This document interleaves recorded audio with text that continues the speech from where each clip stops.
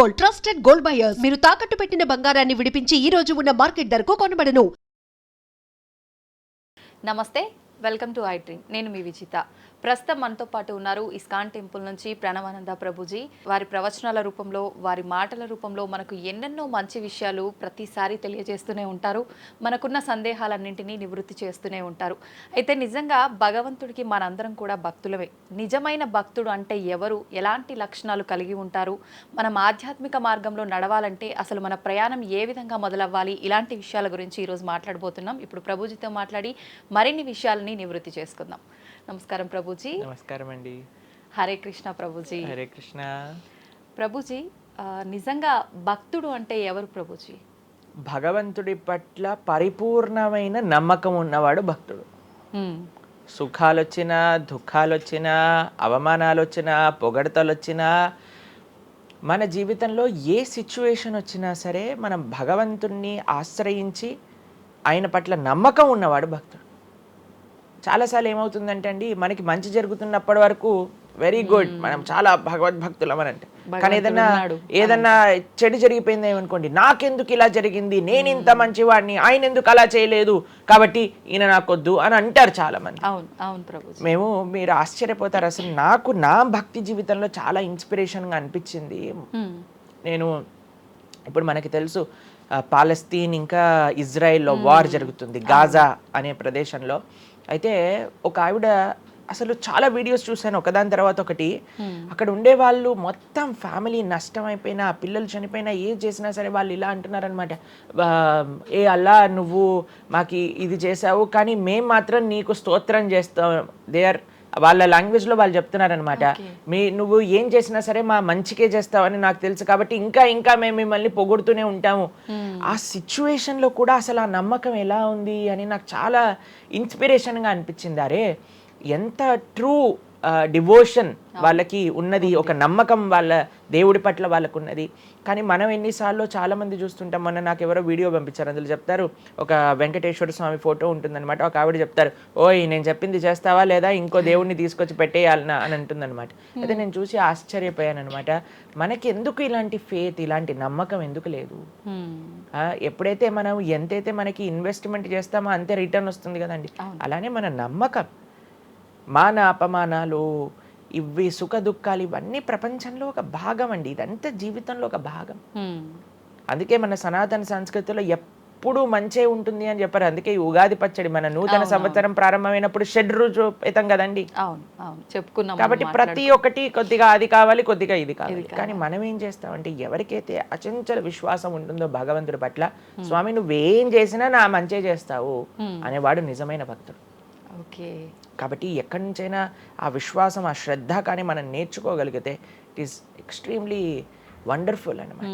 ఆ శ్రద్ధ, స్వామి నువ్వు ఏం చేసినా సరే నేను నిన్నే కొలుస్తా, అటువంటి శ్రద్ధ మన దగ్గర ఉండిందండి, మన దగ్గర ఉండింది. మన పూర్వీకులు, రాజులు, మహారాజులు, అసలు మన సంస్కృతి, సిక్కులు ఎవరైతే మనకి వాళ్ళ జీవితాన్ని త్యాగం చేసేసారు వాళ్ళ ధర్మాన్ని కాపాడుకోవడానికి. మనం చూస్తాం. అసలు ఇప్పుడు ఏంటంటే అండి, నాకు అన్నిటికంటే బాధాకరమైన విషయం ఏంటంటే, ఈ ప్రజెంట్ డే యూత్ ఉన్నారు కదా, వాళ్ళకి మన దేశ సంస్కృతి గురించి తెలియదు, మన దేశ హిస్టరీ గురించి తెలియదు, మన కల్చర్ గురించి తెలియదు, మన ఆధ్యాత్మికత గురించి తెలియదు. తెలుసుకోవాలి అనే ప్రయత్నం కూడా చేయట్లేదు. ఎవరు అసలు దేశాన్ని కాపాడాలనుకుంటుంది? అసలు మన పూర్వీకులు మనకి ఎలాంటి సంపత్తిని ఇచ్చారు? ఏవో టీవీలలో వచ్చే చెత్త చెత్త ప్రోగ్రాములు చూడటము, టైం వేస్ట్ చేసేయటము. ఇప్పుడు మాకు చెప్తున్నారు, ఎవరో బిగ్ బాస్ అనేదో ప్రోగ్రామ్ వస్తుందట. జనాలందరూ అసలు ఏమొస్తుంది చెప్పండి? మన జీవితంలో ఏదైనా మార్పు కలగలిచ్చా? మనకి లేదు. ఎవడో ఒకటి చోట వాడు డబ్బులు సంపాదించుకుంటూ వాడు చేసే చెత్త పనులన్నీ మనం చూస్తూ ఉంటే, మనం వింటూ ఉంటే, దాని తర్వాత చూస్తే పర్వాలేదు, ఆ వ్యక్తుల పట్ల అపరిమితమైన ప్రేమను పెంచుకొని, ఒకళ్ళు నాకు ఈ మధ్య ఎక్స్ప్లెయిన్ చేస్తున్నారనమాట, ఒక్కొక్కళ్ళకి ఆర్మీ అని తయారైపోయి వేరే వాళ్ళని దూషించటం, వేరే వాళ్ళని తిట్టడం. ఈ సమాజం ఇలా ఉంటే నీకు ఒక బిగ్ బాస్ అనే ఒక టైం వేస్టర్ని కావాలి, అది అయిపోగానే ఐపీఎల్ అనే ఒక టైం వేస్టర్, దాని తర్వాత నెట్ఫ్లిక్స్, అమెజాన్ ప్రైమ్, ఇవన్నీ ఎప్పుడు ఉన్నాయి. మనకి నిజంగా మేము కొన్నిసార్లు యూత్ని కలిసినప్పుడు అడుగుతామండి, అరే మన దేశ రాజకీయాల గురించి తెలుసా అని అంటే, తెలుసండి. ఎవరి దగ్గర నుంచి తెలుసుకున్నావు అని అంటే ఒక యూట్యూబర్ పేరు చెప్తాడు. ఆ యూట్యూబర్ ఏమో ఎక్కడో వేరే దేశంలో కూర్చొని మన సంస్కృతిని, మన రాజకీయాల్ని ఎలా ఒక వేరే దిశగా నడిపించాలో నడిపిస్తుంటారు. వాడివన్నీ వింటూ వీళ్ళు ప్రభావితం అయిపోతారు అనమాట. కానీ ఏంటి అసలు మన సంస్కృతి అంటే ఏంటి, మన ధర్మం అంటే ఏంటి, అసలు కొద్దిసం భగవంతుడు చాలా దూరం అనుకోండి, కనీసంలో కనీసం మన భారతీయత అంటే ఏంటో కూడా తెలియదండి అసలు ఇలాంటి పిల్లలకి. ఈ మధ్యలో పిల్లల్ని మర్చిపోకండి. పేరెంట్స్ ఎంతమంది దృష్టి చూపిస్తున్నారు చెప్పండి? చాలా తక్కువ మంది ప్రభుజీ. ఎప్పుడు చూడు ఏ సినిమాకి వెళ్దామా, ఏ సీరియల్ చూద్దామా, ఏ రియాలిటీ షో చూద్దామా, ఏ మూవీ సిరీస్, వెబ్ సిరీస్ కొత్తగా రిలీజ్ అయిందా, ఏ ఇన్స్టాగ్రామ్లో వీడియోస్ చూద్దామా, ఇలానే ఉండిపోతే మన దేశం ఎటు వెళ్తుంది, మన రాజ్యం ఎటు వెళ్తుంది, మన సంస్కృతి ఎటు వెళ్తుంది ఒకసారి చెప్పండి. కాబట్టి భక్తి అనేది ఒక ప్రస్తుత సమాజంలో అర్థం చేసుకోవటము అనేది ఎప్పుడైతే ప్రతి ఒక్కళ్ళు తమ దగ్గర ఉండే సమయాన్ని వెచ్చిస్తారో, ఎప్పుడైతే నేను తెలుసుకోవాలి అనే ఒక ఇచ్చ మనసులో ఉంటుందో, అప్పుడు మాత్రమే పడే ఒక అద్భుతమైన జ్ఞానం అండి అది. తత్విద్ధి ప్రణిపాతేన పరిప్రశ్నేన సేవయా అని కృష్ణుడు భగవద్గీతలో చెప్పారు. ఆధ్యాత్మిక జ్ఞానం అంటే ఎలానో అలా తెలుసుకోలేమండి. దానికి సమయాన్ని వెచ్చించాలి, దానికి ఇంట్రెస్ట్ మన లోపల కలిగి సమయాన్ని తీసుకోవాలి. అరే మనకి బిగ్ బాస్ చూడటంలో ఉన్నంత ఇంట్రెస్ట్ టైం, ఐపీఎల్ మ్యాచ్లలో చూడడానికి ఇంట్రెస్ట్ టైం, వెబ్ సిరీస్లు చూడడానికి ఉన్న ఇంట్రెస్ట్ టైం, ఒక గీతా భాగవతం వినడానికి మనం టైం పెడుతున్నామా?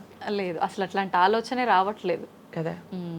మరి భక్తి అంటే ఏంటి, భగవంతుడు అంటే ఏంటి, భగవంతుడు మనకి ఏం చేస్తున్నాడు, ఇవన్నిటికీ సమయం వెచ్చించాలి కదండి.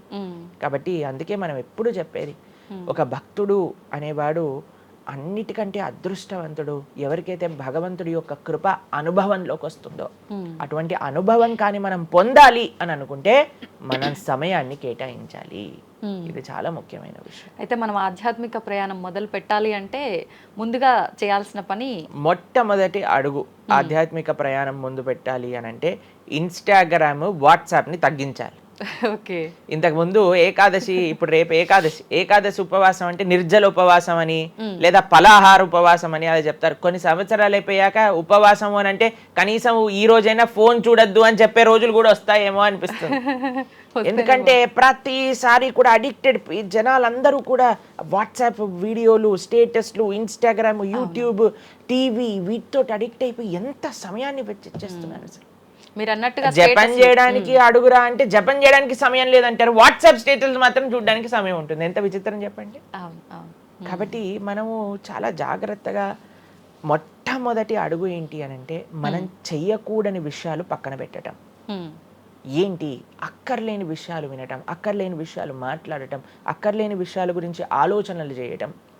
వీటన్నిటిని పక్కన పెట్టి 4 నియమాలు చెప్పారండి మన శాస్త్రంలో భక్తిలో ముందుకెళ్ళడానికి, ధర్మ మార్గంలో ముందుకెళ్ళడానికి.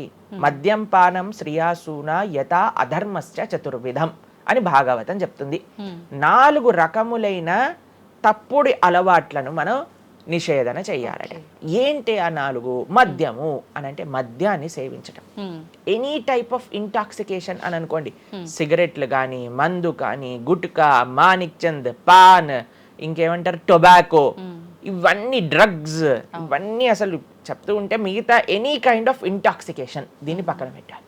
ఓకే. మనం భక్తి మార్గంలో ముందుకెళ్ళాలి అని అంటే చెప్తున్నాను. 2 మద్యం పానం శ్రియ అసూన.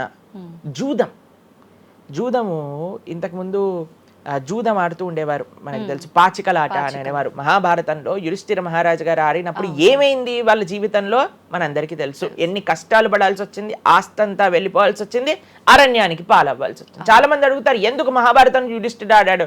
ఆయన ఆడి చూపించారు, అయ్యా ఆడితే ఈ పని అవుతుంది. ఎగ్జాంపుల్ సెట్ చేయడానికి ఆయన చేశారు. సరే, ఆయన చేసింది తప్ప కదా, ఆయన ఏం అనుభవించారో తెలుసు కదండి. మనం ఎందుకు చెయ్యాలి ఆ పని? ఇప్పుడు జూదం యొక్క విపరీతమైన కాన్సిక్వెన్సెస్ తెలుసా అండి. ఇప్పుడు బెట్టింగ్ గేమ్లని, ఐపీఎల్ మ్యాచెస్ కి బెట్టింగ్స్ అని, లేదా ఏది వస్తే దానిపైన బెట్టింగ్లు పెట్టడం, అవి ఇవి ఎన్ని అప్లికేషన్స్ తయారైపోయి ఎన్ని ఎన్ని ఒక యువతని ఒక తప్పుడు మార్గంలో పెట్టడానికి అసలు మాకు అప్పుడప్పుడు మేము యూట్యూబ్ చూస్తాం కదండి ప్రవచనాలు వినడానికి, మా గురువు గారి ప్రవచనాలు వినడానికి మేము చూస్తుంటాం అనమాట. అప్పుడు వస్తుంది రమ్మీ సర్కిల్ అని యాడ్ వస్తుంది అనమాట. ఇప్పుడు పేరు చెప్తున్నారు ఎందుకు ప్రభుజీ అని మీరు అనుకోవచ్చు, ఎందుకంటే పెద్ద పెద్ద సినిమా యాక్టర్స్ వాళ్ళు ప్రమోట్ చేసేది రమ్మీ సర్కిల్ అని, మాణిక్ చంద్ కంపెనీస్ని, గుట్కాలని, తర్వాత ఏవైతే అన్హెల్దీ ప్రోడక్ట్స్ కోక్ ఇలాంటివి ఏవైతే సాఫ్ట్ డ్రింక్స్ కూల్ డ్రింక్స్ ఉంటాయో వాటిని మీరు ఒక్కసారి ఆలోచన చేయండి. వాళ్ళు నిజమైన శ్రేయోభిలాషలా మనకి ఒక్కసారి ఆలోచన చేస్తే మనకు అర్థమవుతుందని.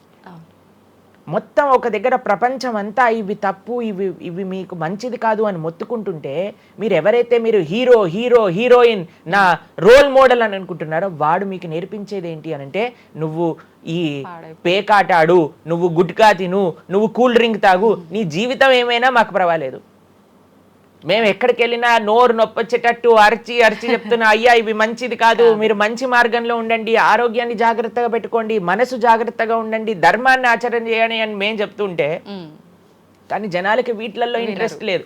వీళ్ళకి నా రోల్ మోడల్ వాళ్ళు, నా రోల్ మోడల్ ఇది అని ప్రొద్దు నుంచి రాత్రి దాకా ఇన్స్టాగ్రామ్లో చూడటం, వాళ్ళగా మాట్లాడటం, వాళ్ళగా వస్త్రాలు వేసుకోవటం, వాళ్ళలాగా మేము కూడా వాళ్ళలాగా అవ్వాలి అని అనుకుంటే వాళ్ళు ఏం నేర్పిస్తున్నారు మీకు ఒక్కసారి ఆలోచన చేయండి. ఎంతమంది దేశంలో ఉండే యువత మొత్తం కూడా తప్పుడు మార్గంలోకి వెళ్తే మన భారతదేశ భవిష్యత్తు ఏం కావాలో ఒకసారి చెప్పండి. కాబట్టి ఫస్ట్ ఏమన్నా మనం ఇంటాక్సికేషన్, సెకండ్ గ్యాంబ్లింగ్ అని అంటారు, జూదం, ఏ ప్రకారమైన జూదమైనా సరే దాన్ని పక్కన పెట్టాలి. మూడవది మాంసాహారాన్ని సేవించటం, ప్రాణిహింస చెయ్యకూడదు, భగవద్భక్తి మార్గంలో ముందుకెళ్ళాలి, భగవంతుని తెలుసుకోవాలి అని అంటే మనం లాస్ట్ టైం దీని గురించి మాట్లాడుకున్నాం, మనం ఎక్స్ప్లెయిన్ చేసాం అనమాట క్లియర్గా ఎందుకు మనం మాంసాహారాన్ని స్వీకరించకూడదు అని. అది భౌతికంగా మనకి మంచిది కాదు, ఆరోగ్యరీత్యా మంచిది కాదు, ఎమోషనల్గా మంచిది కాదు, ఎన్వైరన్మెంటల్గా మంచిది కాదు, స్పిరిచువల్గా మనకి మంచిది కాదు అని ఈ రీజన్స్ అన్ని చెప్పాం. అయితే నిన్నటి రోజున మాకు ఆ వీడియో పంపించారనమాట. సరే ఏమున్నాయి అబ్బా కమెంట్స్లో అని చదువుతుంటే చాలామంది అన్నారు, ప్రభుజీ ఈ వీడియో చూడటం వల్ల మేము మాంసాహారం తినటం మానేసాము, మాకు క్లారిటీ వచ్చిందని చాలా కమెంట్స్ ఉన్నాయి. కొంతమంది ఏం రాశారు తెలుసా అండి, మరి ప్లాంట్స్కి, మరి ఆకుకూరలకి, తర్వాత మనం పండించే మొక్కలకు కూడా ప్రాణం ఉంది కదా అని. మీకు ఒక విషయం చెప్తాను, చాలామంది ఈ ఆర్గ్యుమెంట్స్ చెప్తారండి, నాన్ వెజిటేరియన్ మానేసేయండి అని అంటే మరి మీరు జీవహింస చేయట్లేదా, మీరు కూడా మొక్కల్ని కట్ చేస్తున్నారు కదా అని అడుగుతారు. ఇప్పుడు దానికి 2-3 విషయాలు మీకు ప్రస్తావన చేస్తాను. ఒకటి, మీరు పాలకూరని, గోంగూరని, తోటకూరని కొయ్యడానికి వెళ్ళినప్పుడు అది గట్టిగా అరుస్తూ చంపేయకు నన్ను, ఏదో ఒక రక్తం కారటం, అది ఇలా గార్లో ఎగరటం ఇలాంటివి చేస్తుందా అండి? లేదు. ఎప్పుడైనా మీరు ఆపిల్ పండుని కొయ్యడానికి వెళ్ళినప్పుడు ఆపిల్ పండుని ఇలా అనగానే దాంట్లో నుంచి రక్తం చెట్టులో నుంచి దారాలుగా కారుతుంటుందా అండి? అదేమైనా గట్టిగా అరుస్తుందా అని కొంతమంది అంటారు, అది అరుస్తుంది మనకి వినిపించదు. మనకి ఒకసారి అర్థం చేసుకోవాలి, ఒక ప్రాణికి ఒక వెల్ డెవలప్డ్ కాన్షియస్నెస్ ఉన్న వ్యక్తికి లేదా ఒక పర్సనాలిటీకి లేదా ఒక ప్రాణికి లేదా ఒక ప్లాంట్కి ఏంటి వ్యత్యాసము అనేది మనం తెలుసుకోవాలి. దాంతోపాటు ఇంకొక విషయం చెప్తాను, మరి ప్లాంట్స్ని తినచ్చు యానిమల్స్ని తినకూడదు అని ఏంటి ప్రమాణము అనంటే, భగవంతుడు మనకి ఈ విషయాన్ని ప్రస్తావన చేశారు, స్వామి మనకి ఈ విషయాన్ని ఉపదేశం చేశారు. అయ్యా నువ్వు కేవలం శాకాహారాన్ని మాత్రమే తినవచ్చును, సాత్విక ఆహారాన్ని మాత్రమే తినవచ్చును. ఎక్కడ చెప్పాడు భగవంతుడు? పత్రం పుష్పం ఫలం తోయం యోమే భక్త ప్రయశ్చతి. పత్రం పుష్పం ఫలం తోయం, నువ్వు ఫలములను, తర్వాత ఆకులను, నీటిని, పాలను, వీటితో సంబంధించినవి ఏవైనా సరే తయారు చేయొచ్చు, భగవంతుడికి నివేదన చేయొచ్చు, స్వీకరించవచ్చు. కాబట్టి మన శాస్త్రములు దేన్నైతే యాక్సెప్ట్ చేశాయి, ఇప్పుడు చెప్పాయనుకోండి, సరే ఈ ప్లాంట్స్లలో కూడా ప్రాణం ఉందయ్యా, ప్లాంట్స్ కూడా తినకు అని అంటే ఏం చేస్తామండి? గాలిని పీల్చుకుంటామా? సన్లైట్ తో బతుకుతామా మనం ఏమన్నా ప్లాంట్స్ బతికినట్టుగా? ఏదో ఒకటి కావాలి కదా ఆహారం. కాబట్టి అన్నిటికంటే లీస్ట్ హింస, అహింస అంటే అన్నిటికంటే లీస్ట్ హింస ఎక్కడ ఉంటుందో అది కాబట్టి మనకి శాస్త్రం ఆమోదన చేసింది. నువ్వు ఈ ఏవైతే హర్బిఓరస్ అని అంటారు చూడండి, ఏవైతే పశుపక్షాదులు కాకుండా ఏవైతే మొక్కలు ఉంటాయో, ఏవైతే ధాన్యం ఉంటుందో, ఏదైతే ఫలములు ఉంటుందో దాన్ని స్వీకరించు అని. తర్వాత రెండో ఆర్గ్యుమెంట్ ఏం చేస్తారు తెలుసా అండి, నాన్ వెజిటేరియన్ అనగానే మనం కానీ తినకపోతే వాటి పాపులేషన్ మొత్తం పెరిగిపోయి పెరిగిపోయి పెరిగిపోయి పెరిగిపోయి మనల్ని చంపేస్తుంది.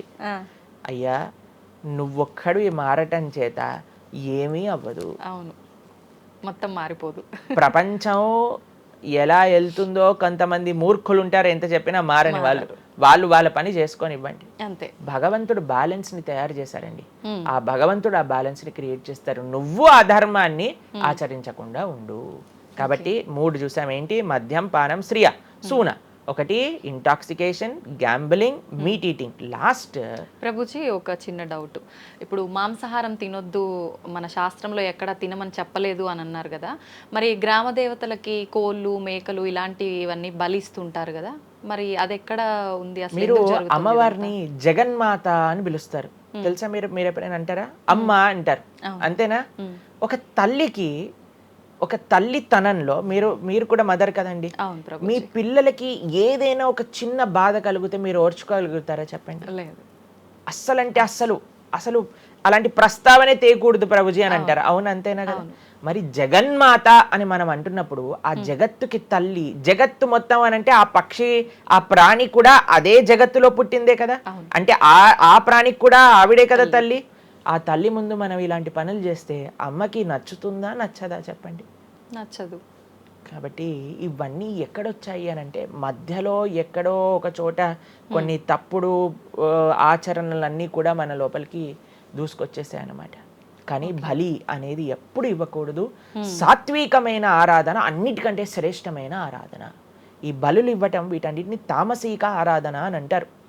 కాబట్టి మనము ఎంతైతే మీరు బలి అంటే ఏంటో తెలుసా అండి, ఏదో ఒకటి సమర్పణ చేయటము.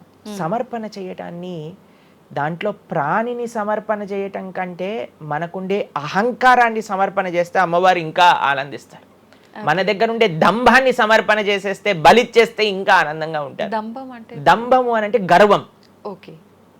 అహంకారము, దంభము, ఈ రెండిట్లో వ్యత్యాసం ఏంటో తెలుసా అండి? గర్వము అని అంటే మనం చేసిన దానికి మనం గర్వపడటం అనమాట, నేనే చేశాను, నా అంతటి వాడు లేడు. దంభము అంటే చెయ్యని దానికి కూడా గర్వపడడం. ఓకే. కాబట్టి మనకుండే అభిమానాన్ని, మనకుండే ఆ లోభాన్ని, వీటన్నిటిని అమ్మవారికి సమర్పణ చేయండి, ఇంకా మంచి, ఇంకా ఆనందిస్తారు.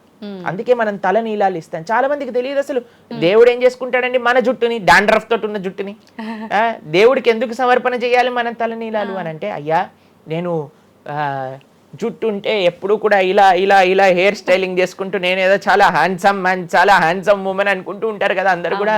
అయ్యా నా యొక్క ఆ సెల్ఫ్ కాన్షియస్నెస్ ని సమర్పణ చేస్తున్నా నీ దగ్గర. మనం గుడికి వెళ్ళి కొబ్బరికాయ కొడతాం. కొబ్బరికాయ ఎందుకు కొడతామండి?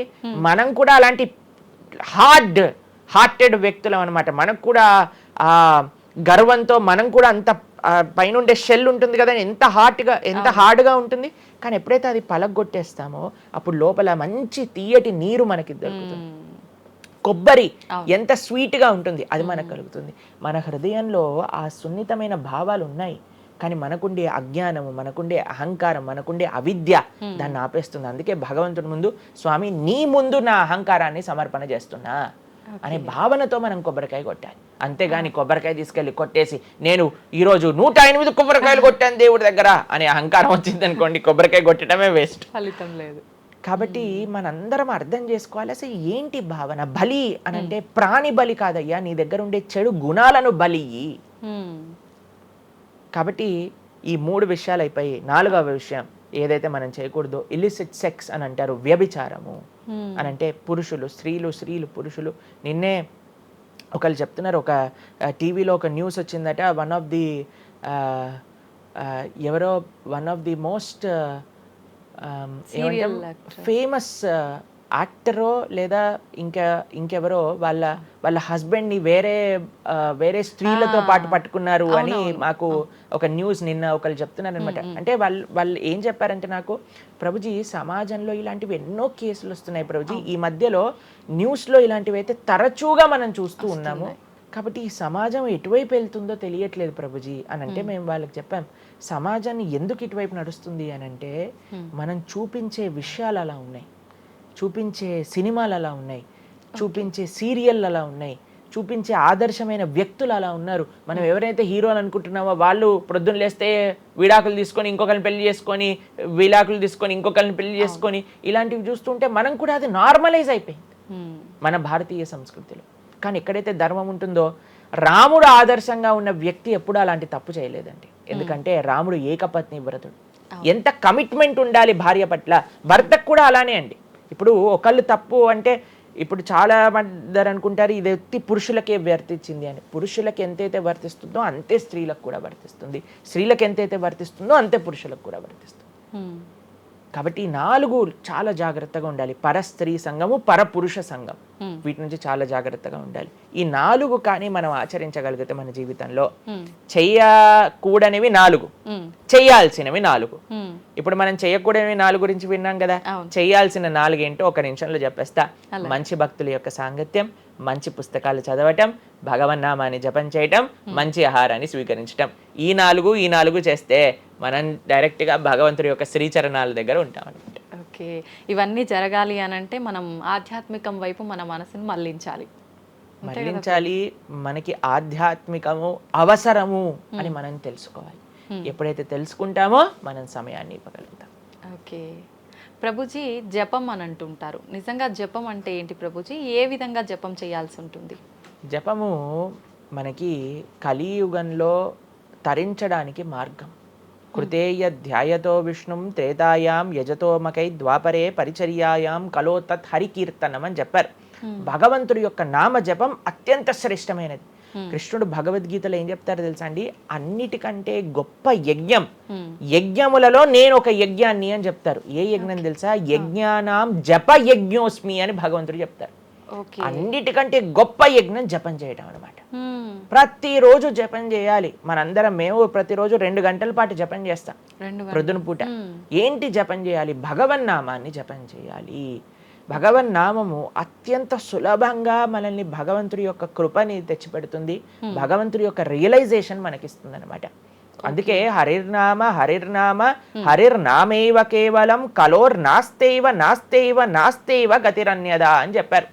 అన్నిటికంటే శ్రేష్టమైనది ఎటువంటి రూల్స్ అండ్ రెగ్యులేషన్స్. ఇప్పుడు కొంతమంది అనుకుంటారు జపం అంటే చాలా రూల్స్ ఉండాలి, అది చేయాలి ఇది చేయాలి అని. ఏం లేదు, చక్కగా శుచిగా ఉండండి, శుభ్రంగా ఉండండి, భగవంతుడి ముందు దీపం పెట్టండి, కూర్చోండి, ఒక జపమాల పట్టుకోండి. హరే కృష్ణ కృష్ణ కృష్ణ హరే హరే, హరే రామ రామ రామ హరే హరే. సింపుల్ మంత్రం, ఎవరైనా చేయొచ్చు, ఎటువంటి కాంప్లికేషన్స్ లేదు. ఏ స్థితిలో ఏ అవస్థలో ఉన్న వాళ్ళైనా సరే చక్కగా జపం చేయొచ్చు.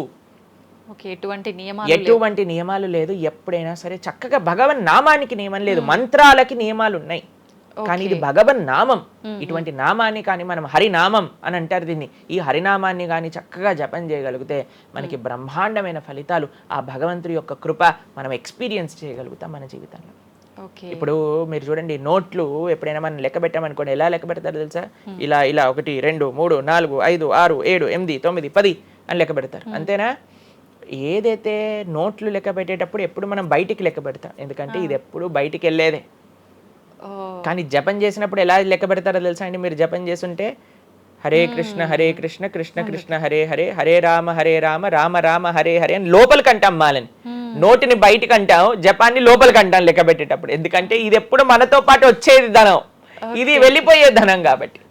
కాబట్టి శాశ్వతంగా మన లోపలతో వచ్చే ధనం, జన్మాంతరాలకు కూడా మనల్ని ఉద్ధరింపజేసే ధనం ఏదన్నా ఉంటే అది భగవన్నామ జపం. నిజంగా ఎంత మంచి మాట ప్రభుజీ. అసలు ఈ లాజిక్ అర్థమే కాలేదు ఎప్పుడు మాకు. మీరు చెప్పేదాకా ఇంత లాజిక్ ఉంది అని అనిపించలే. చాలా మంచిగా చెప్పాం. ప్రతి ఒక్కళ్ళు చిన్న పిల్లల నుంచి, మా దాంట్లో మా గ్రూప్ లో మీరు చూస్తే చిన్న పిల్లల నుంచి వృద్ధుల వరకు అందరు జపం చేస్తారు. అంతెందుకండి, మీరు చూస్తారు హరే కృష్ణ భక్తులు దేశ విదేశాల నుంచి ఉన్న వాళ్ళందరూ జపమాల పట్టుకొని జపం చేసే వాళ్ళని మనం చూడట్లేదు. కాబట్టి మనకి ఎందుకు జపం రాదు? టైం వస్తుంది, టైం ఉంది. ఎక్కడెక్కడ టైం వేస్ట్ చేస్తున్నామో తెలుసుకుంటే ఎక్కడ దాన్ని యూటిలైజ్ చేయాలో తెలుస్తుంది. సమయంతో పనుందా ప్రభుజీ? ఏ సమయంలో అయినా ఏ సమయంలో అయినా చేసుకోవచ్చు, కానీ ప్రొద్దున పూట చేస్తే అత్యంత శ్రేష్టమైనది. ప్రొద్దున పూట మనం త్వరగా లేసి త్వరగా స్నానం చేసి త్వరగా జపం చేసుకోగలిగితే ఆ రోజంతా బ్రహ్మాండంగా ఉంటుంది. ధ్యానం కూడా చేస్తుంటారు చాలా మంది. జపానికి ధ్యానానికి వ్యత్యాసం ఏంటి ప్రభుజీ? మనము భగవన్నామ మంత్రాన్ని నామాన్ని జపం చేస్తూ భగవంతుడి గురించి ధ్యానం చేయాలి. ఓకే. ఇప్పుడు జస్ట్ ధ్యానం, చాలా మంది మాకు ఈ కంప్లైంట్ చేస్తుంది, ఇప్పుడు ఈ ధ్యానం చేస్తే మనసు నిలకడగా ఉండట్లేదు, మనసు ఎక్కడికి వెళ్ళిపోతుంది, అక్కర్లేని ఆలోచనలు వస్తున్నాయి. ఇప్పుడు చూడండి, పిల్లవాడు అటు ఇటు ఇటు అటు కదులుతున్నాడు అనుకోండి, ఇంట్లో ఏయ్ అనగానే సైలెంట్ అయిపోతారు. అలా మన మనసు కూడా అటు ఇటు ఇటు అటు కదులుతూ ఉంటుంది. కానీ ఎప్పుడైతే మనం మంత్రంతో ధ్యానం చేస్తామో అప్పుడు మనసు ఇలా వెళ్ళిపోయింది అనుకోండి పక్కకి, హరే కృష్ణ అనగానే ఆ మనసు వచ్చేస్తుంది, వామ్మో వీడు కాన్షియస్గా ఉండండి నేను అటు ఇటు వెళ్తుంటే. కాబట్టి మనసు కూడా మనం ఆ నామం పట్ల మనం ధ్యానం చేయొచ్చు. ఎప్పుడైతే మనం నామాన్ని మంచిగా జపం చేస్తామో ఆ నామంలోంచే భగవంతుడి యొక్క రూపం, గుణం, లీల అవన్నీ కూడా ప్రకాశితం అవుతాయి. కానీ ఫస్ట్ మనం ధ్యానం నామం పైన పెట్టాలి. మన ఉచ్చారణ కరెక్ట్గా ఉందా, మనం చక్కగా ఆ నామాన్ని వింటున్నామా, దీనిపైన ధ్యాస ఉండాలన్నమాట. నిజంగా చాలా మంది ధ్యానం చేసేటప్పుడు ఆ ఏకాగ్రత అనేది రావట్లేదు, ఎన్నిసార్లు ప్రయత్నించినా అంటుంటారు కదా ప్రభుజీ. ఏం చేయాలంటారు ఆ ఏకాగ్రత రావాలంటే? ప్రాక్టీస్ చేయాలి. అభ్యాసేనతు కౌంతేయ, అభ్యాసం చేయాలి. ఇదేదో చాలా మంది ఏం చేస్తారు తెలుసా అండి, ప్రభుజీ నేను 3 రోజుల నుంచి జపం చేస్తున్నా కానీ నాకు ఆ రుచి కలగట్లేదు. అయ్యా 300 కోట్ల జన్మలు తీసుకున్నాం మనము, ఆ జన్మాంతరాల్లో ఉండే వాసనలు ఉన్నాయి కదా, కొద్దిగైనా మనం సమయం ఇవ్వాలి భగవంతుడి యొక్క నామం. ఇప్పుడు మురికి పట్టిన ఒక క్లాత్ ఉందనుకోండి, ఇంకులో ముంచేసిన క్లాత్ ఉందనుకోండి, దాన్ని ఇచ్చాను అనుకోండి, ఇప్పుడు ఒక్క ఉతుకుల్లో పోతుందా ఇంకంతా? ఒక ఉతుకు తర్వాత ఇంకో ఉతుకు తర్వాత ఇంకో కొద్దిగా వెళ్తూ ఉంటుంది, కొద్దిగా వెళ్తూ ఉంటుంది. కొన్నిసార్లు మనకి ఫస్ట్ 3-4 వాషెస్లో తెలియదు అసలు పోయిందా లేదా. పోతుంది కానీ మనకు అంత ఎవిడెంట్గా కనిపించదు. కానీ 10, 15, 20, 30 సార్లు అయ్యాక తెలుస్తుంది. 100 సార్లు అయ్యాక మళ్ళీ మనకి తెల్లగా ఆ క్లాత్ బయటికి వచ్చేస్తుంది. అలానే మనం కూడా ప్రయత్నం చేస్తూ ఉండాలి. ఎన్ని జన్మలు మనం మాయకి ఇచ్చేసి ఒక జన్మలో 3 రోజులు మనం భగవన్నామాన్ని జపం చేసి ఇప్పుడు నాకేం కలగలేదు అని అంటే ఎలా చెప్పండి? ఆ నిష్ఠ, ఆ సిన్సియారిటీ ఇవ్వాలి టైం మనకి. ఎలాగైతే మీరు టైం దీనికి ఇచ్చారో అలానే టైం భగవంతుడు కూడా ఇవ్వాలి. తప్పకుండా ఆ ప్రాసెస్లో తప్పలేదు. మన సిన్సియారిటీ ఎంత సిన్సియర్గా మనం చేస్తే అంత తొందరగా మనకు కృప అనేది లభిస్తుంది. ఓకే ప్రభుజీ, పునర్జన్మలు అని అంటుంటారు. పునర్జన్మలు ఉంటాయా? ఇందాక మీరు చెప్పినట్టు ఎన్నో జన్మల వాసనలు మనకి ఈ జన్మలో కూడా అవి ఉంటాయి అని చెప్పన్నారు కదా, ఆ వాసనలకు సంబంధించిన ఆ లైఫ్ని మళ్ళీ ఈ జన్మలో మనం అనుభవిస్తామా? తప్పకుండా. మీరు అంతెందుకండి, మీరే ఎన్నోసార్లు మీ జీవితంలో కొంతమందిని కలిసి ఉంటారు, వాళ్ళు చెప్తారు ఇది ఈ జన్మలోంచి కాదు, పక్కా వీడి పోయిన జన్మలోదే ఈ లక్షణం.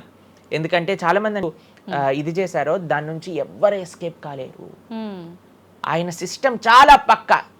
ఇక్కడ ఉండే మనం అప్పుడప్పుడు ట్రాఫిక్ సిగ్నల్ ని దాటేసి ట్రాఫిక్ పోలీస్ నుంచి ఎస్కేప్ అవ్వచ్చు, కానీ భగవంతుడి యొక్క రేడార్ నుంచి ఎస్కేప్ అవ్వలేదన్నమాట. ఎందుకంటే ఆయన హృదయంలో ఉండే కదా అన్ని నోట్ డౌన్ చేసుకునేది. కాబట్టి తప్పకుండా గత జన్మ పుణ్యము, గత జన్మ పాప ఫలితాలు ఈ జన్మలో అనుభవించాల్సిందే. చాలా మంది మమ్మల్ని అడుగుతారు, ప్రభుజీ నరకానికి తీసుకెళ్తారు కదా, ఆ నరకానికి తీసుకెళ్తారు, మరి నరకంలోనే అంత అయిపోగొడితే మళ్ళీ ఈ జన్మలో ఇవ్వటం ఎందుకు? ఇన్స్టాల్మెంట్లో వస్తాయి, ఈఎంఐస్ కింద కట్టాల్సి వస్తుంది అనమాట మన ఫలితాన్ని. కొద్దిగా నరకంలో, కొద్దిగా ఈ జన్మలో, మళ్ళీ వచ్చే జన్మ. ఒకటేసారి ఆ యొక్క ఫలితాన్ని కానీ ఇచ్చేస్తే మనం తట్టుకోలేము. కాబట్టి భగవంతుడి యొక్క కృప నిజంగా చెప్పాలంటే ఇన్స్టాల్మెంట్స్లో వచ్చేది. ఇప్పుడు చూడండి, ఒకసారి 10 కోట్లు కట్టాలి అంటే అది ఈజీయా, లేదా ఇన్స్టాల్మెంట్ లో కట్టాలంటే ఈజీయా? అందుకే కదండి అందరు ఈఎంఐలు కావాలండి. అలానే పుణ్యం, అలానే పాపం కూడా. కొద్దిగా స్వర్గంలో అనుభవించు, కొద్దిగా ఇప్పుడు అనుభవించు, మళ్ళీ నెక్స్ట్ జన్మలో అనుభవించు. అది తప్పదు, ప్రతి ఒక్కరు అనుభవించాల్సిందే. లేకపోతే చెప్పండి అసలు ఈ జన్మలో ఎందుకు కొంతమంది కష్టాలు అనుభవిస్తున్నారు? కొంతమందికి పుట్టుక నుంచే కష్టం వస్తుంది, కొంతమంది కొన్ని డిఫెక్ట్స్ తో పుడతారు. ఎందుకు? If God is equal to everybody, then why did God create different people differently అని అంటే భగవంతుడు తయారు చేయలే, భగవంతుడు ఇనిషియేట్ చేశారు ఆ సిస్టమ్ని. దాంట్లో మనం ఏ విధంగా చేస్తే ఆ కర్మ ద్వారా అలా మనం పుట్టవలసి వస్తుంది. కానీ మనము పాస్ట్ గురించి చింత, ఏయో ఎన్ని పాపాలు చేశానో నాకు ఇది వస్తుంది, దీని గురించి చింత చేయకండి. అయ్యా నేను ఫ్యూచర్లో ఇది చేసి నేను ఇలా చేయబోతుంది, దాని గురించి ఇప్పుడు నీ దగ్గర సమయం ఉంటే నువ్వు ఇప్పుడు ధర్మాచరణ చెయ్యి, ఇప్పుడు భగవంతుడిని ఆశ్రయించు, ఇప్పుడు ధార్మికంగా ఉండు. భగవంతుడు దీన్ని రెండింటినీ తీసేస్తారా, ఆయన యొక్క లోకానికి మనం వెళ్ళవచ్చు. కాబట్టి భగవంతుడు అది చెప్పారు, సర్వధర్మాన్ పరిత్యజ్య మామేకం శరణం వ్రజ అహం త్వాం సర్వపాపేభ్యో మోక్షయిష్యామి మా శుచ. ఇది భగవంతుడు ఇచ్చిన ఒక ఆశ్వాసన భగవద్గీతలో. అన్నిటినీ వదిలిపెట్టేసాయి, అన్ని రకాల చెడు వస్తువుల్ని, అన్ని రకాల మంచి, నువ్వు నాకు శరణు వేరు, నేను నీ పాప పుణ్యాలు మొత్తం తీసేస్తాను. యద్గత్వా న నివర్ధంతే తద్ధామ పరమం మమ. భగవంతుడి దగ్గర నుంచి చేరుకున్నాం అనుకోండి, మళ్ళీ ఈ ప్రపంచంలో ఈ యొక్క కష్టాలు ఉండే ఈ నేలపైన మళ్ళీ రావాల్సిన అవసరం లేదు. స్వామితో బ్రహ్మాండంగా స్వామి యొక్క సేవలో సుఖంగా ఉండొచ్చు మనం. ఓకే, అయితే ప్రభుజీ చాలా మంది చెప్తుంటారు అన్ని అనుభవించింది తప్పదు అన్నప్పుడు ఎందుకు భగవంతుని ఆరాధన చెయ్యాలి అని. వాళ్ళందరికీ ఇది మంచి సమాధానం ప్రభుజీ. నిజంగా చాలా మంది ఇదే అంటుంటారు, అంతే కదండి. ఎంత భగవంతుని ఆరాధించినా ఈ కష్టాలు తప్పట్లేదు, అసలు లైఫ్ ఏం చేంజ్ అవ్వట్లేదు, మనశ్శాంతి లేదు, ఎందుకు అసలు ఆరాధించాలని చెప్పి అసలు భగవంతుని పూజించడం కూడా మానేస్తుంటారు. మళ్ళీ ఇప్పుడు ఆపేస్తే మళ్ళీ నెక్స్ట్ ఏంటి అని ఆలోచన చేయాలి. కాబట్టి ఇప్పుడుండే వాటితో మనం ఇది చేసామనుకోండి, ఇంత ధర్మాచరణ కూడా ఆపేశారనుకోండి, ఇంకా ఆ పుణ్య పాప ఖాతాలు అలానే పెరిగిపోతూ ఉంటాయి. కానీ చివరికి వచ్చేది ఈ ప్రపంచంలోకే కదా. కాబట్టి మనకి చెడు చేయటం పనికిరాదు, కేవలం మంచి చేయటం కూడా పనికిరాదు. భగవద్భక్తి అన్నిటికంటే టాప్ మోస్ట్. కాబట్టి మనం ధార్మికంగా ఎంత భగవద్భక్తితో ఉంటే అది మనకి అంత మంచిది. ఓకే ప్రభుజీ, కర్మ సిద్ధాంతం అన్నారు కదా, అసలు కర్మ సిద్ధాంతం అంటే ఏంటి ప్రభుజీ, ఏం చెప్తోంది అసలు? మనం చెయ్యంది మనకి రాదు, మనం చేసింది తప్పకుండా మనకు వస్తుంది. ఇదే కర్మ సిద్ధాంతం. Every action has equal and opposite reaction. Okay okay, ఇలా అయితే ఈ లా ఉందో అదే కర్మ సిద్ధాంతం. అంటే నువ్వు చేసింది ఏదైనా సరే ఆ యొక్క ఫలితం నుంచి తప్పించుకోలేవు. తర్వాత ఏదైతే నువ్వు చేసావో దాని నుంచి తప్పించుకోలేవు. మంచైనా చెడైనా, మొన్న అయింది నీకు ఈ రోజు వస్తుంది, ఈ రోజు చేసిన దానికి రేపు వస్తుంది. ఇదే కర్మ సిద్ధాంతం అంటే. కాబట్టి ఎప్పుడు ఇది మన మనసులో ఉండాలి. అరే ఈ రోజు నాకు ఏదైనా బాధ ఉంటే నేను ఏదో చేశానేమో, కాబట్టి ఏదో చేశాము అయిపోయింది, ఈ రోజు ఈ కష్టం వచ్చింది, కృష్ణ నువ్వు నాకు శక్తినివ్వు ఈ కష్టాన్ని ఎదుర్కోవడానికి. ఇప్పటి నుంచి నేను ఇలానే మంచిగా ఉంటాను, ఎప్పుడూ అధర్మం వైపు వెళ్లకుండా ఉంటాను, స్వామి నువ్వే రక్ష అని ఆ ధర్మ చింతన ముందుకు తీసుకెళ్ళటం. ఇప్పుడు కానీ మనం ఆ ధర్మ సంకల్పం చేసుకుంటండి, రేపటి రోజున మరి చాలా మంది రేపు ఎవరు చూసారో లేదో, అయ్యా రేపు ఎవరు చూసారో లేదో అని కానీ మీ పిల్లవాడు చెప్పి నేను ఇప్పుడు కష్టపడను, రేపు నాకు ర్యాంక్ వచ్చాక నాకు ప్లేస్మెంట్ వస్తుందో లేదో నాకేం గ్యారంటీ ఉంది కాబట్టి నేను చదవను అన్నాడు అనుకోండి, ఏం చెప్తారు మీరు? నాన్న నువ్వు ప్లేస్మెంట్ గురించి బాధపడకు, ఫస్ట్ నీ కర్తవ్యం చదవటం నువ్వు చదువు, దాని తర్వాత నీకు వస్తుంది, నీ జీవితం సెటిల్ అవుతుంది. అంతే కదండి. మనం కూడా లేదు రేపు ప్రొద్దున ఎవరు చూసారు స్వర్గాన్ని నరకాన్ని కాబట్టి నేను ఇప్పుడు ధర్మాచరణ చెయ్యను అని అంటే మీ పిల్లవాళ్ళు కూడా ఎక్కడైతే చదవను అని అంటారో అలానే మనం కూడా తయారవుతాం. చాలా మంది అండి పెద్దవాళ్ళు పిల్లలకి మాత్రం మంచి నీతులు చెప్తారు, కానీ వాళ్ళ దగ్గరకు వచ్చేసరికి వాళ్ళు ఆచరించడానికి రెడీగా ఉండరు అనమాట.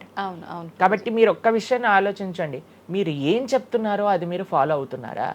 పెద్దలు ఫాలో అవుతేనే అది పిల్లలు ఆచరిస్తారు, లేకపోతే ఆచరించరు. పిల్లలకి స్కూల్ ఎలానో మనకి భగవంతుడి యొక్క సృష్టి చేసిన ఈ ధర్మం అలాంటిది. కాబట్టి ఈ రెండిట్లో మనం చాలా జాగ్రత్తగా ఉండాలి. ప్రభుజీ చాలా మంది ఏ పని చేయాలన్నా కూడా ముందు వెనుక ఆలోచించి ప్రతిదీ జ్యోతిష్యాన్ని పట్టి దాని ప్రకారంగానే పనులు చేస్తూ ఉంటారు. నిజంగా జ్యోతిష్యాన్ని నమ్మొచ్చు అంటారా? జ్యోతిష్యం 100% కరెక్టే, కానీ జ్యోతిష్యాన్ని నువ్వెంత సీరియస్గా తీసుకోవాలి అది ఆలోచించాల్సిన విషయం. జ్యోతిష్య శాస్త్రం అది, శాస్త్రం ఎప్పుడూ కూడా కరెక్టే, కానీ మనకి ఎంత అవసరం అది. ప్రతిరోజు ప్రొద్దున లేవంగానే రాశి ఫలాలు ఏమైపోయాయి అని కొంతమంది చదువుతూ ఉంటారు. ప్రతి చిన్న విషయానికి ఈ రోజు ఏమైంది, ఈ రోజు ఎలా ఉంది, ఆ రోజు ఎలా ఉంది, సండే పేపర్లో వచ్చింది, ఇంకా ఈ వారం ఎలా ఉండబోతుంది, ఇవన్నీ నీకు అవసరం లేదయ్యా. నువ్వు ధర్మాచరణ చెయ్యి, భగవంతుడి పట్ల నమ్మకం పెట్టుకో, ఆయన చూసుకుంటాడు. భక్తులు ఎవరు కూడా అలాంటి విషయాలని సీరియస్గా తీసుకోరండి. ఎందుకంటే బృందావనంలో ఒక భక్తులు ఉన్నారనమాట, ఆయన అంటారు మొత్తం అన్ని గ్రహాలు నీకు అనుకూలంగా ఉండి నువ్వు కృష్ణ భక్తుడివి కానీ అవ్వకపోతే అన్ని గ్రహాలు అనుకూలంగా ఉండి నీకేం లాభం. తర్వాత అంటాడు అన్ని గ్రహాలు ప్రతికూలంగా ఉండి కానీ నువ్వు కృష్ణ భక్తుడు అయితే ఏవి నిన్ను ఏం చేయలేవు. ఎందుకంటే భగవంతుడు అలాంటి రక్షణ ఇస్తాడు అనమాట. భగవంతుడి దగ్గర ఆ శక్తి ఉన్నది. కాబట్టి మనము దేన్ని ఎంత సీరియస్గా తీసుకోవాలి, మనకి కావాల్సినది ఆధ్యాత్మికత, భక్తి. భగవంతుడి గురించి విన్నామా, భాగవత రామాయణాదులు శ్రవణం చేశామా, స్వామికి ఆరాధన చేసుకున్నామా, ఆలయానికి వెళ్ళామా, గోసేవ చేశామా, ధార్మికంగా ఉన్నామా, ఎవరికి ఏం చెడు చేయలేదా, మంచి అందరి గురించి కూడా మంచి ఆలోచిస్తున్నామా, ఒకళ్ళతో మంచిగా మాట్లాడుతున్నామా, ఎవరికి చెడు చేయట్లేదా, ఇంతవరకు నీ ఆలోచన ఉంటే సరిపోతుందండి. ఈ ధర్మచింతన మనకు కావాలి, అంతేకాని ఏమవుతుంది, నా రాసి ఏంటి, ఇదేంటి. ఇప్పుడు అంత పిచ్చి జనాలకి ఎలా పెరిగిపోయిందంటే, ఒకళ్ళు అంటారు ఈ ఉంగరం పెట్టుకోమంటారు, ఒకళ్ళు అంటారు ఇలా నీ పేరు రాయి అంటారు, ఒకళ్ళు అంటారు నీ పేరులో ఏ ఏ ఏ ఏ ఎక్స్ట్రా రాయమంటారు. ఇవన్నీ ఏంటి మారిపోయాయి. ఇవన్నీ మార్చుకొని నీ ఆచరణ కానీ మారకపోతే, నీ థింకింగ్ కానీ మారకపోతే, నీ ధర్మం పట్ల ఉండే అనిరుక్తి కానీ పెరగకపోతే ఇవన్నీ చేసి ఏం లాభం. కాబట్టి మనం ఎసెన్స్ ఆఫ్ ధర్మ భగవంతుడి ఆరాధన. సవై పుంసాం పరో ధర్మో యతో భక్తిర్ అదోక్షజే. అటువంటి స్వామిని ఆశ్రయించటంలో మన టైం పెట్టాలి, కానీ ఇలాంటి చిన్న చిన్నవి చూసుకోవటం, వీటి కోసం మనం సమయాన్ని వేస్ట్ చేసుకోవటం మంచిది కాదు. జ్యోతిష్యం కరెక్టా? 100% కరెక్ట్. నీకెంత కావాలి అది నువ్వు ఆలోచన చేసుకో. పెళ్లి చేసుకోవాలి, గృహ ప్రవేశం చేసుకోవాలి, ఏదైనా పెద్ద పెద్ద ఉంటే అప్పుడు మీరు చూడాలి ముహూర్తం, వివాహం చేసుకోవటం కానీ లేదా ఏమంటాం మన గృహ ప్రవేశాది పెద్ద పెద్ద కార్యములకి చూసుకో. ప్రతిరోజు, ప్రతి క్షణం, ప్రతి వారం, ప్రతి నెల. చాలా మందికి పొద్దున్నే చూడండి అసలు రోజు గడవదు. ఇలాంటి పిచ్చి పనులు ఆపాలి. ఫస్ట్ ప్రొద్దున పూట లేచి భగవంతుడి దగ్గరికి వెళ్ళి భగవంతుడికి నమస్కారం చేసి జపం చేసుకొని ధ్యానం చేసుకొని ఆలయానికి వెళ్ళి దర్శనం చేసుకొని భగవత్ చింతనలో ఉండండి. రోజులో ఏ కష్టం వస్తుందో దాన్ని ఎలా ఎదుర్కోగల ఆ శక్తిని వస్తుంది. అంతేగాని ఏమున్నాయి రాశి ఫలాలు చదవటం వల్ల ఏం అవ్వదండి. కాబట్టి సొల్యూషన్ పైన కాన్సన్ట్రేట్ చేయండి, ప్రాబ్లం కోసం విశ్లేషణ చేయకూడదు. ఓకే ప్రభుజీ, చాలామంది ఇంట్లో నెగిటివ్ ఎనర్జీస్ ఉన్నాయి, దయ్యాలు తిరుగుతున్నాయి, లేదంటే ఎవరైనా ఒక పర్సన్కి దయ్యం పట్టింది అని చెప్పి చాలామంది ఎవరు ఇట్లా పంతుళ్ళు అట్లాంటి వాళ్ళ దగ్గరికి, మాంత్రికుల దగ్గరికి తీసుకెళ్ళడము, వాళ్ళు వదిలిస్తారని చెప్పటము, ఆ దయ్యం వీళ్ళని చాలా పీడిస్తుంది అని చెప్పడం, ఇలాంటివి చాలా వింటుంటాము సహజంగా. ఇదంతా నిజమే అంటారా ప్రభుజీ? అసలు దయ్యాలు అనేవి ఉన్నాయంటారా? ఆత్మలు, దయ్యాలు ఇవన్నీ ఉన్నాయండి, అది లేవు అని చెప్పలేము. ఉన్నాయి తప్పకుండా. ఎలా అయితే మీరు నెగిటివ్ ఎనర్జీ అంటారు కదా, నెగిటివ్ ఎనర్జీ ఎక్కడికి వస్తుందో తెలుసా అండి? నెగిటివ్ పీపుల్ దగ్గరికి వస్తుంది. ఎవరైతే ఎమోషనల్గా, ఎవరైతే స్పిరిచువల్గా, ఎవరైతే ఫిజికల్గా వర్నలబుల్గా ఉంటారో వాళ్ళ దగ్గరికి వస్తుంది. ఎవరైతే ఇంట్లో భగవద్ ఆరాధన ఉండదో, పూజ రూమ్లో ఏమీ లేకుండా చాలామంది, ఇప్పుడు మాకు చాలా విచిత్రం అనిపిస్తుంది కొన్నిసార్లు, మాకు ఈ ఇంటర్నెట్లో వీడియో చూసినప్పుడు వీళ్ళు చర్చ్లో ఉండే వాళ్ళందరూ దయ్యాలను వదిలిస్తూ ఉంటారనమాట. మాకు చాలా ఆశ్చర్యం ఏంటంటే వీళ్ళకే ఎందుకు దయ్యాలు పడుతున్నాయి అని. కాబట్టి ఎందుకు దయ్యాలు ఎవరింటి పర్సనాలిటీస్లోకి వెళ్తాయో తెలుసా అండి? ఎవరైతే క్లీన్లీనెస్ మెయింటైన్ చేయరో, ఓకే, ఎవరైతే సమయానికి స్నానం చేయటం కానీ, సమయానికి శుచిగా శుభ్రంగా ఇల్లు శుభ్రంగా ఉంచుకోవటం కానీ, దేవాలయంలో భగవంతుడి యొక్క మూర్తులకి చక్కగా ఆరాధన చేసి ధూపం, దీపం, నైవేద్యం, తోరణం, ఉత్సవాలు, పండగలు, యజ్ఞాది యాగాదులు ఇవన్నీ ఉన్న చోట ఎప్పటికీ నెగిటివ్ ఎనర్జీ అనేది ప్రవేశించలేదు. ఓకే. కానీ ఎక్కడైతే జనాలు డిమ్గా, డల్గా, ఎటువంటి వైబ్రెన్స్ లేకుండా, ఎప్పుడు ఎమోషనల్ వర్నలబుల్గా బాధల్లో ఉంటూ, ఏ ఆధ్యాత్మికంగా లేకుండా, ఇల్లంతా గందరగోళంగా చెత్త చెదారంతో, ఎప్పుడైనా సరే ఫ్రెష్ ఫుడ్ కాకుండా స్టేల్ ఫుడ్, బయట సోర్స్ తెలియని ఫుడ్ వాటిని తినటం వల్ల అలాంటి మెంటాలిటీస్, అలాంటి నెగిటివ్ ఎనర్జీ ఈజీగా ఇటువంటి నెగిటివ్ ఎన్వైరన్మెంట్లోకి వచ్చేస్తుంది అనమాట. ఓకే. కానీ ఎప్పుడైతే మనం వైబ్రెంట్గా భగవన్నామ చక్కగా బొట్టు పెట్టుకొని చక్కగా మంచిగా సాంప్రదాయంగా రెడీ అయ్యి, చీర సాంప్రదాయం, మన సాంప్రదాయం మన చీర అండి. భారతీయత మగవాళ్ళైతే ధోతి కుర్తా, ఇంతకుముందు ఉండేది శిఖ. ఎంత చక్కగా బొట్టు పెట్టుకొని చక్కగా అలంకరణ చేసుకొని ఇంట్లోకి వెళ్ళంగానే అసలు ఆ ధూపం యొక్క సువాసన వచ్చి చక్కగా పసుపచ్చతో మన గడప నుంచి స్టార్ట్ చేస్తే పైన తోరణం, కింద ముగ్గులు. అసలు ఒక సనాతన సాంప్రదాయం, ఒక హిందూ యొక్క ఇంటికి వెళ్తే ఏ దయ్యం అలాంటి ఇంట్లోకి వెళ్ళగలుగుతుంది చెప్పండి? మన సినిమాలలో మీరు చూసి ఉంటారు, దయ్యాలు ఎక్కడ ఉంటాయి? పాతబడ్డ బంగ్లాలలో, ఎక్కడో క్లోజ్ చేసిన గెస్ట్ హౌస్లలో ఉంటాయి, అంతేనా? నిజం ప్రభుజీ. ఏదైనా దేవాలయంలో దయ్యం ఉండటం మీరు చూసారా ఎక్కడైనా? లేదు లేదు. ఎందుకు ఉండదు? ఎందుకంటే అక్కడ భగవద్ ఆరాధన జరుగుతుంది కాబట్టి. ఏ ఇంట్లో అయితే నిరంతర భగవద్ ఆరాధన ఉంటుందో, ఏ ఇల్లు అయితే వైబ్రెన్స్ గా ఇంటి బయట ముగ్గు నుంచి ప్రారంభమై ఇంటి లోపల దేవాలయంలో దీపము నిరంతరము కూడా ఉంటుందో, భగవద్ ఆరాధన జరుగుతుందో, భగవన్నామ జపం జరుగుతుందో, శాస్త్రాన్ని పారాయణ చేస్తున్న విష్ణు సహస్రనామం, హరే కృష్ణ మహామంత్ర కీర్తన, యజ్ఞము, యాగము, ఉత్సవాలు చేస్తూ, అటువంటి ఇంట్లో అటువంటి వ్యక్తులకి ఎప్పుడూ రాలేదండి. ఎవరైతే తన నుదిటిన తిలకాన్ని అలంకరణ చేసుకొని చక్కగా సాంప్రదాయంగా ఉంటారో, శుచి శుభ్రత పాటిస్తారో, చక్కగా ఆలయానికి వెళ్ళి గోసేవ, చెప్పండి అలాంటి వాళ్ళకి ఎప్పుడైనా ఇలాంటి నెగిటివ్ ఎనర్జీ అటాక్ అవుతుందా అంటే అస్సలు కాదు. ఎవరైతే గ్లూమీగా, డిప్రెస్డ్గా, ఏం లేకుండా ఏ వస్త్రాలు పడితే ఆ వస్త్రాలు వేసుకోవటం, దేవుడు కొంతమంది ఆలయంలోకి వెళ్ళామనుకోండి, ఇంట్లో పూజ రూమ్లోకి వెళ్ళామనుకోండి, పండగ నుంచి పండగ మాత్రమే దీపం పెడతారు, లేదా అస్సలు ఆ పూలు అలానే ఉంటాయి 15-20 రోజుల వరకు. అవును ప్రభు. అలాంటి ఇంట్లలో నెగిటివ్ ఎనర్జీ రాకపోతే ఇంకేమొస్తుంది చెప్పండి? కాబట్టి నెగిటివ్ ఎనర్జీ ఉందా? ఈ దయ్యాలు, ఆత్మలు ఉన్నాయా? ఉన్నాయి. ఎవరి దగ్గరికి వెళ్తాయి? అటువంటి మెంటాలిటీ ఉన్న వాళ్ళ దగ్గరికి మాత్రమే వెళ్తాయి. ఓకే. మనం కానీ ఎప్పుడైతే మనకి రక్షణ, అందుకే మనం తులసి మాల వేసుకుంటాం. తులసి మాల ఇప్పుడు చూడండి, మేము నరసింహ కవచాన్ని ధరించామన్నమాట. ఇవన్నీ నరసింహ ఆరాధన, నరసింహ కవచాన్ని ఎప్పుడైతే మనం చేస్తామో, ఎప్పుడైతే మనం భగవన్నామ స్మరణ చేస్తామో, తులసి మాల ధరించాలి. తులసి మాల చాలా మంది ఇప్పుడు ధరిస్తున్నారు, కానీ నియమాలను పాటించట్లేదు. ఏంటి నియమాలు? తులసి మాల వేయాలి అని అంటే మనము భగవత్ ప్రసాదాన్ని మాత్రమే నైవేదన చేసి తీసుకోవాలి, మాంసాహారాన్ని తినకూడదు, ఎల్లిపాయలు ముట్టుకోకూడదు. ఇవన్నీ కూడా నెగిటివ్ థింగ్స్ అన్నమాట, తామసిక రాజసీకమైన విషయాలు. కాబట్టి ఇవి చక్కగా ఇవన్నీ మానేసామనుకోండి. తులసిమాల ధరించడం అంటే ఏంటి అంటే చూపిస్తున్నాం అనమాట, మా దగ్గర ఎటువంటి తామసిక రాజసీక ప్రవృత్తులు లేవు, మేము సిద్ధ సాత్విక ప్రవృత్తిలో ఉన్నాం. దయ్యం అక్కడ నుంచి వచ్చింది కూడా యూటర్న్ తీసుకొని వెళ్ళిపోతుంది అన్నమాట ఇవి చూడంగానే. కాబట్టి అది చాలా ముఖ్యం. ఎప్పుడైతే మన ఆచరణ బాగుంటుందో, ఎప్పుడైతే మనం ధార్మికంగా ఉంటామో, ఎప్పుడైతే భగవద్భక్తులై ఉంటామో, ఏ నెగిటివ్ ఎనర్జీ మనల్ని ఏం చేయలేదు. ఓకే, మొత్తానికి ఉన్నాయి దయ్యాలు, ఉన్నాయి, జాగ్రత్త. మనం మంచిగా భక్తి పరంగా ఉండండి, ధార్మికంగా ఉండండి, చక్కగా ధర్మాచరణ చేయండి, మీకేం భయం లేదు. కానీ ఎక్కడైతే ఇవన్నీ జరగవో అక్కడ ఉంటాయి.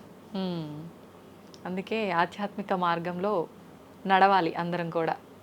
కృతజ్ఞతలు ప్రభుజీ, నిజంగా చాలా మంచి మంచి విషయాలు తెలుసుకుంటున్నాం మీ ద్వారా. ఇంకా ఇంకా తెలుసుకోవాలని కోరుకుంటున్నాం. ధన్యవాదాలు ప్రభుజీ. హరే కృష్ణ. హరే కృష్ణ.